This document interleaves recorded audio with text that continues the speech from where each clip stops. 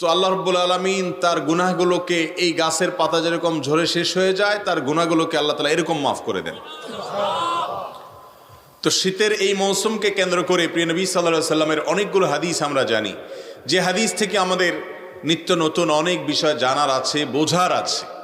আজ আমরা শীতের মৌসুমকে কেন্দ্র করে নবী করিম সাল্লাল্লাহু আলাইহি সাল্লামের হাদিসের আলোকে, সাহাবায়ে কেরামের বিভিন্ন আসারের আলোকে 6টি আমলের কথা বলবো ইনশাআল্লাহ। মুহতারাম হাজিরিন, ঈমানদার দুনিয়ার প্রত্যেকটা বিষয় থেকে সে শিক্ষা গ্রহণ করবে। প্রতিটা মৌসুম উপলক্ষে কোরআন এবং হাদিস তাকে সুনির্দিষ্ট কিছু দিক এবং নির্দেশনা দিয়েছে। শীতের মৌসুম উপলক্ষে নবী করিম সাল্লাল্লাহু আলাইহি সাল্লামের একটা হাদিস আমাদের সবসময় মাথায় থাকতে হবে। সে হাদিসটি আবু হুরায়রা রাদিয়াল্লাহু তাআলা আনহু বর্ণনা করেছেন। নবীজি সাল্লাল্লাহু আলাইহি সাল্লাম বলেছেন, ইশতাকাতিন নারু ইলা রাব্বিহা।